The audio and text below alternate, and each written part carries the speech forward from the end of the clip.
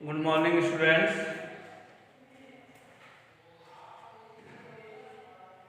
आप पढ़ रहे हैं correct form of the verb, मुख्य क्रिया के रूप को सही भरना, सही लिखना, सही समझना। जनरली आपको लगभग 10वीं क्लास तक के लेवल पे मैंने सभी पढ़ा दिए हैं। आज जो है मैं आपको जितना पढ़ा है उसके अलग अलग सेंटेंस आपको बोर्ड पे लिखूंगा और बोर्ड पे आप समझेंगे ताकि और अच्छे ढंग से आपकी तैयारी हो सके।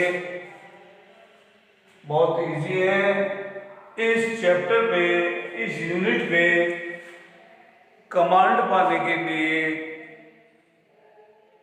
आपको जो इसके फॉर्म है, रूप हैं, वर्ब के, वो याद रखने होंगे। ये जरूरी है। आपको रूल याद है, नियम याद है, आपको वर्ब की फॉर्म याद नहीं है तो रूल याद होते होते भी आपका आंसर जो है वो गलत हो जाएगा। तो आज मैं नेक्स्ट पीरियड में अगला टॉपिक होगा, अलग यूनिट होगी। आज एक बार फिर मैं आपके सामने इसका दोहरावर्ती, पुनरावर्ती करना चाहूँगा। देखेंगे आप, पहले मैं वाक्य लिख रहा हूँ, आप समझते रहेंगे, बाद में इनको हम समझेंगे और सरल इनको सॉल्व करेंगे।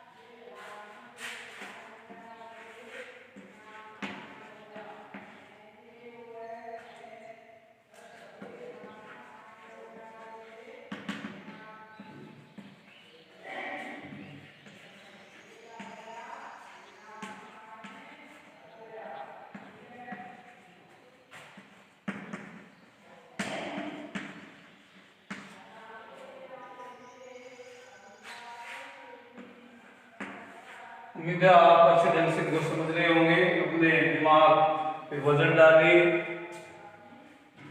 आप जब तक लिख रहा हूं खुद लिख भी सकते हैं, इनको समझ सकते हैं।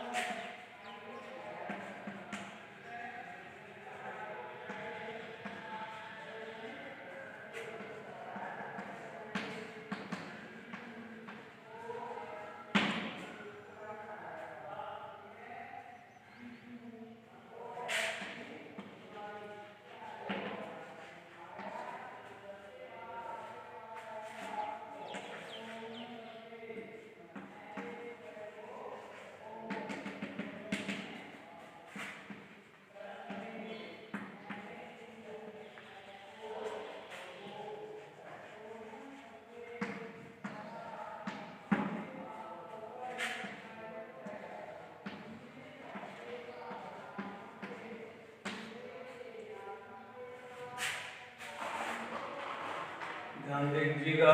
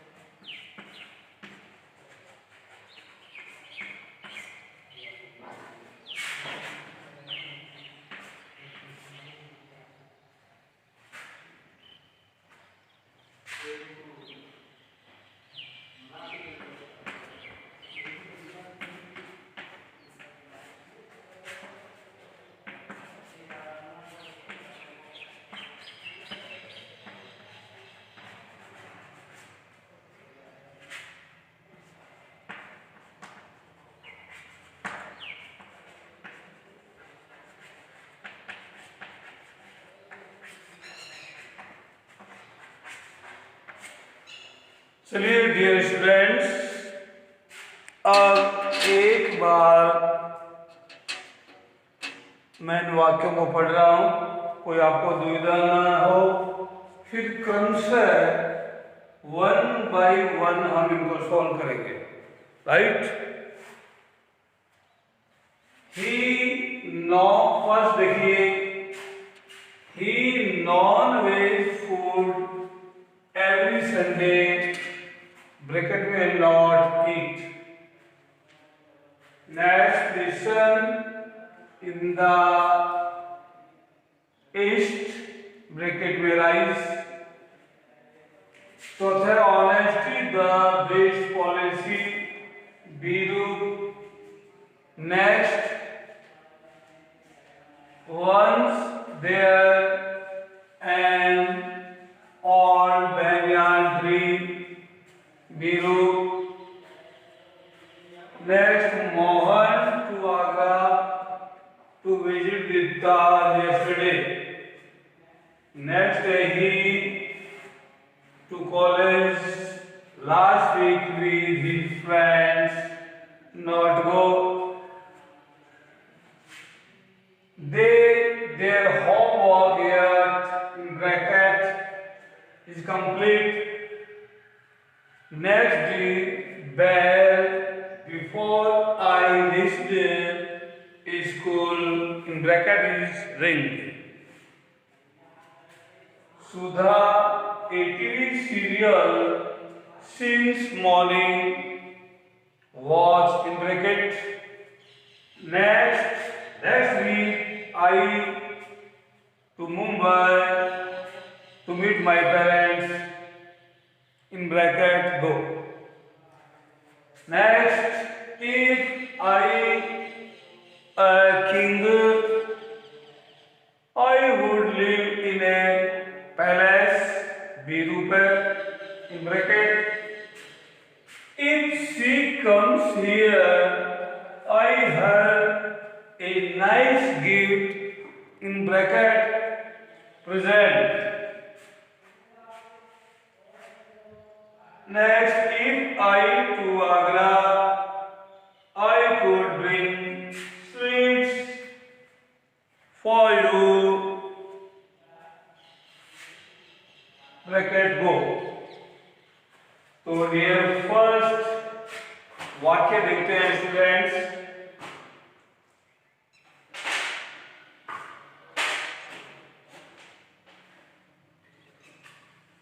पहचान देख लीजिए। पहला रूल बताया था प्रेजेंट इंडेफिनिट टेंस में एवरी संडे, ये आपको बताया था। वाक्य में डेली हो, जर्नली हो, यूजुअली हो, every week, every month, every year, every Sunday, Monday. तो वर्ब बताई थी सब्जेक्ट के अनुसार, या तो वर्ब फर्स्ट फॉर्म या फर्स्ट फॉर्म में एस या एस जुड़ता है, लेकिन यहाँ वर्ब के साथ नॉट है। तो डियर स्टूडेंट्स, मैंने आपको समझाया था कि नॉट अगर ब्रैकेट में है तो अकेला नॉट नहीं आएगा, हेल्पिंग वर्ब में नॉट जुड़ेगा। और ये एग्जाम्पल भी समझाया था, प्रेजेंट में है तो यहाँ डू नॉट आएगा, डज नॉट आएगा कर्ता के मुताबिक, और डू और डज के बाद हमेशा मुख्य क्रिया की फर्स्ट फॉर्म आएगी। तो सब्जेक्ट भी सी, इट, नेम, सिंगुलर यानी कि थर्ड पर्सन के साथ आता है डज। डज नॉट और वर्ब फर्स्ट ये इसका आंसर रहा। He does not eat non-veg food every Sunday. वह प्रत्येक रविवार को मांसाहारी भोजन नहीं खाता है। Next, the sun in the east, universal truth sentence है, सार्वभौमिक सत्य कथन है, चाहे वो विज्ञान से संबंध हो, भौगोलिक हो, आदतन हो, हैबिचुअल पॉइंट के आधार पे हो। तो ऐसे वाक्य में भी कर्ता के मुताबिक फर्स्ट फॉर्म या फर्स्ट फॉर्म में एस या एस जोड़ते हैं। सन सिंगुलर है एक वचन है तो एस या यस स्वभाव में जुड़ जाएगा, ये है ही, तो इसमें एस जुड़ जाएगा, ये हो गया राइजेस। अनुवाद हुआ, the sun rises in the east, सूर्य पूर्व दिशा में उगता है। तो मैं समझता हूं ये बिंदु भी क्लियर हो गया होगा, ये क्लियर हो गया। अब तीसरे में देखते हैं, ऑनेस्टी द बेस्ट पॉलिसी। ये भी सत्य बात है कि ईमानदारी सर्वोत्तम नीति है। ऑनेस्टी द बेस्ट पॉलिसी, यहां ध्यान दीजिए, बी रूप है। अगर बी रूप है तो वाक्य में टेंस के मुताबिक इजेमर आता है, प्रेजेंट में है तो इजेमर आएगा अकॉर्डिंग टू सब्जेक्ट, और अगर पास्ट में है तो वॉज या वर आएगा। तो यहां भी रूप में सिंगुलर, तो यहां आ जाएगा is. Honesty is the best policy. अब चौथा समझ लीजिए, इसमें भी रूप है, प्रेजेंट और पास्ट के आधार पे देखिए। Once there an old banyan tree, once एक बार, ये पास्ट का प्रतीक, once there an old banyan tree, तो इसमें आ जाएगा was कि एक बार एक पुराना बरगद का पेड़ था। वंश एक बार है नहीं, पास्ट का भाव है, तो यहां आ जाएगा was। Once there was an old banyan tree। अब नेक्स्ट देखते हैं, Mohan to Agra to visit the Taj yesterday. Hint देख लीजिए, Mohan to Agra to visit the Taj yesterday, ये पास्ट का इंडिकेटर है, बता दिया है आपको। पास्ट में है तो वर्ब आएगी सेकेंड, गो की सेकेंड हो जाएगी वेंट। अनुवाद में देख लीजिए, Mohan went to Agra to visit the Taj yesterday. Mohan कल आगरा ताजमहल घूमने को गया। अब डियर स्टूडेंट्स, 6 नंबर देखते हैं, he to college last week with his friends। यहाँ भी हिंट देख लीजिए, लास्ट वीक, इसे पता है यस्टरडे है, लास्ट वीक है, लास्ट संडे है, मंडे है, एगो है, यंग है, यूथ है। In olden days, in ancient times, ये सब लिखवा रखे डियर स्टूडेंट, थोड़ी मेहनत करनी पड़ी, बहुत ईजी है सभी। यहाँ वर्ब सेकंड आती है, संकेत मिलने पर पास्ट में है।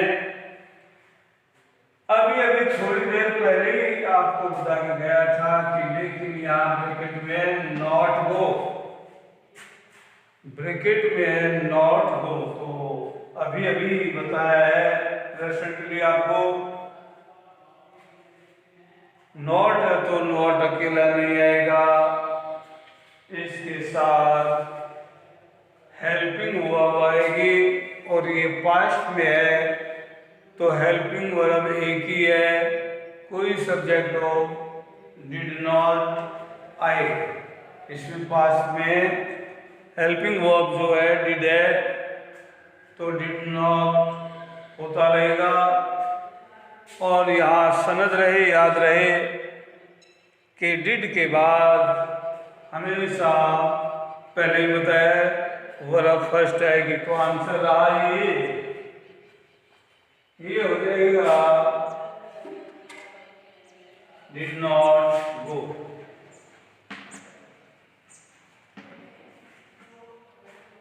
ट्रांसलेशन के साथ समझ रहे हैं। वह विगत सप्ताह है, पिछले सप्ताह है, अपने मित्रों के साथ महाविद्यालय नहीं गया। तो मैं समझ रहा हूँ स्टूडेंट आप भली बातें समझ रहे होंगे। 7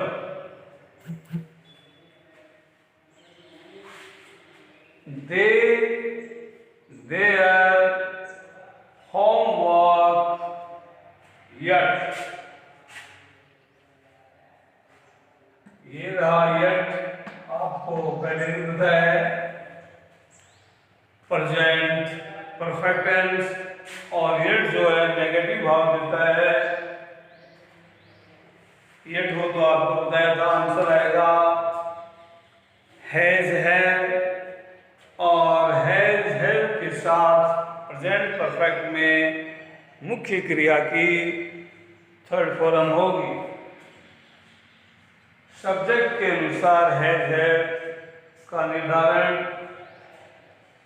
तो यहाँ दे के साथ है आ जाएगा दे हैव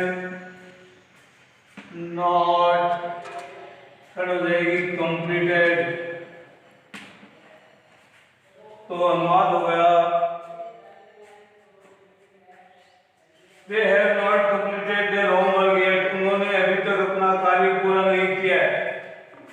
ये नेक्स्ट जो है बिफोर का बताया था और ऑप्शन का एक तरफ हैड थर्ड है तो V2 आ जाएगा।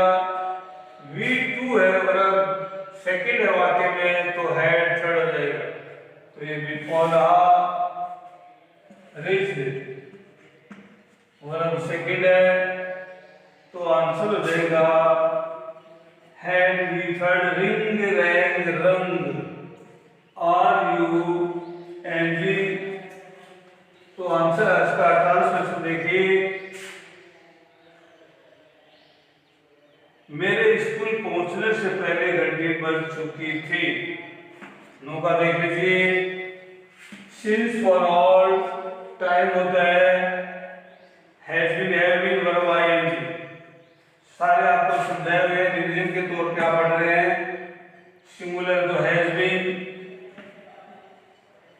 और ये हो जाएगा वॉचिंग वर्ब में ING। सुधा सुबह से एक टीवी धारावाहिक देख रही है। नेक्स्ट वीक इंडिकेटर है फ्यूचर में, शैल या विल वर्ब फर्स्ट, आई के साथ शैल और वर्ब गो की गो। इन पे थोड़ा फिर ध्यान देने की जरूरत है। बता दिया है कि अनलेस व्हेन से वाक्य शुरू है, तो देख लीजिए ये कंडीशनल सेंटेंस है, बी रूप होता है तो इसमें वर आता है। If I were a king, यदि मैं एक राजा होता तो एक महल में रहता। फिर इफ से शुरू है, फर्स्ट फॉर्म है सी एस, तो उधर शैल या विल, उधर शैल विल फर्स्ट फॉर्म है तो इधर ऐसे ही, तो आई के साथ शैल और प्रेजेंट भी प्रेजेंट हो गई। फिर if unless were conditional sentence, would हो, शुड हो, कुड हो, माइट हो, तो इधर वर्ब सेकंड है तो वुड ही आएगा, वर्ब फर्स्ट आएगी। बता चुका हूं आपको, फिर देख लीजिए तो यहाँ सेकंड हो जाएगी। इस प्रकार से कंप्लीटली आपको यूनिट जो है पढ़ा दी गई है, फिर भी हमारा प्रयास अतिरिक्त भी रहेगा। कल आपको नए चैप्टर के साथ आपके सामने पेश होंगे।